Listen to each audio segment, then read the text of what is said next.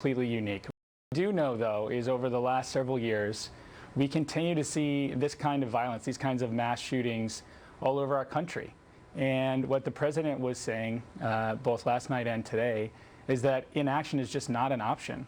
And we know that states that have these laws in place that make it harder for people with mental illness, that make it harder for folks, that make people get background checks, it reduces gun violence. And so we need to do everything we can to save any lives we can. Let me ask you this, but we've seen cities like Chicago that have some of the strictest gun laws in the country with the worst crime in the country and the most gun deaths. So how do you square that? Yeah, look, so I think we need a national background check law here, and guns are going to cross borders. But background check doesn't necessarily detect mental health problems. Well, it would help. It would be one step. See, the problem here is that there are steps that we can do to decrease this. We're not going to solve it all. We need a comprehensive approach to solving this problem. But we need to do something and stop just saying that the status quo is okay, because it's not. Okay. Sheriff Clarke, let me ask you. President Obama said we can't sort through and identify ahead of time who might take actions like this. The only thing we can do is make sure they can't have an entire arsenal when something snaps in them. It sounds like he's given up on the mental health piece of it.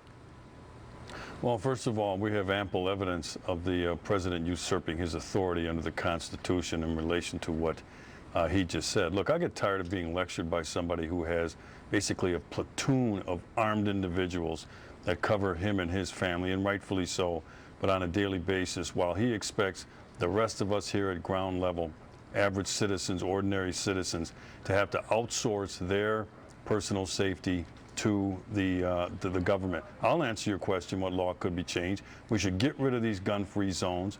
We should allow people, under certain circumstances, concealed carry license holders, to be able to play a role in their own safety. I think it's heartless to expect people in these gun-free zones to be lined up and slaughtered with no way to defend themselves. These gun-free zones have become killing fields. That is the one constant in all of these mass murders, including the military recruiting section, What do you think, where Sheriff? the President of the United States doesn't even trust soldiers stateside to go armed. But what do you think is the solution? Because this guy, he had some issues, some mental issues, but it doesn't look like he'd been in and out of treatment programs or hospitals or something that would have popped up on a background check. It has to be really severe for it to come up on the back. So what are your thoughts on how we prevent somebody like this, who isn't really in the system for mental health issues, from getting a gun? Yeah, there's no panacea here. There are no absolutes. Here's some things that I think might work, though.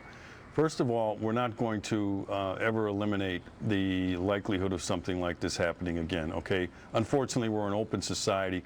But here's what I think should happen. Citizens should be allowed, under the Constitution, they have that right anyway, to play a role in their own personal safety. The only thing that stopped that incident yesterday was when a good guy, a police officer with a gun, showed up, and they were able to neutralize that homicidal maniac. But as you know, Megan, it was too late. The carnage had already occurred.